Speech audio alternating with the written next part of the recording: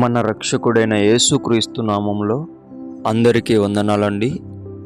ఈరోజు దేవుని మాటలు కీర్తనలు గ్రంథము 91వ అధ్యాయము 3వ వచనము. వేటకాని ఊరిలో నుండి ఆయన నిన్ను విడిపించును, నాశనకరమైన తెగులు రాకుండా నిన్ను రక్షించును.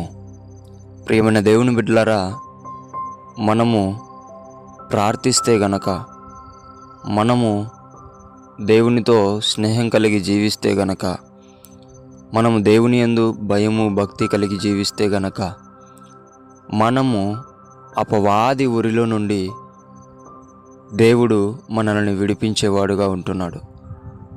అనేక తెగుళ్ళ నుంచి, నాశనకరమైన తెగుళ్ళ నుంచి మనల్ని దేవుడు రక్షించేవాడుగా ఉంటున్నాడు. దేవుని బిడ్డలారా, ఈ రోజుల్లో ఎంతోమంది చూసుకుంటే ఎంతో మంచిగా బ్రతికి పడిపోయిన వాళ్ళు మనకు కనిపిస్తూ ఉంటున్నారు. అలానే జీవితం ఉండకూడదని దేవుడు ఆశపడుతూ ఉంటున్నాడు. ఎంతోమంది అనేక నయముగాని రోగాల చేత, తెగుళ్ళ చేత బాధపడుతూ ఉంటున్నారు. అటువంటి జీవితం నీ జీవితం కావద్దని దేవుడు ఆశిస్తూ ఉంటున్నాడు.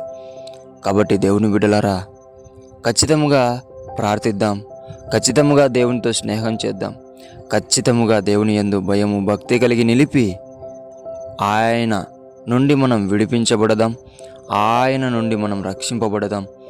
అప్పుడే దేవుడు కూడా చాలా సంతోషిస్తాడు, మనము కూడా చాలా సురక్షితంగా ఉండగలుగుతాం. దేవుడి మాటలను దీవించునుగాక. ప్రార్థిద్దాం. మహాపరిశుద్ధుడైన మా తండ్రి, నీకు వందనాలయ్యా. నీవే మా దగ్గరికి వచ్చి మమ్మల్ని విడిపిస్తా అంటున్నావు నాయన. నీవే మా దగ్గరికి వచ్చి మమ్మల్ని రక్షిస్తా అంటున్నావయ్యా. మేము నిన్ను ఆశ్రయించి ప్రార్థించేవారిగా, నీతో స్నేహం చేసేవారిగా, నీ యందు భయము కలిగి జీవించేవారిగా మమ్మల్ని తయారు చేయమని యేసు నామమున ప్రార్థిస్తున్నాం తండ్రి. ఆమెన్.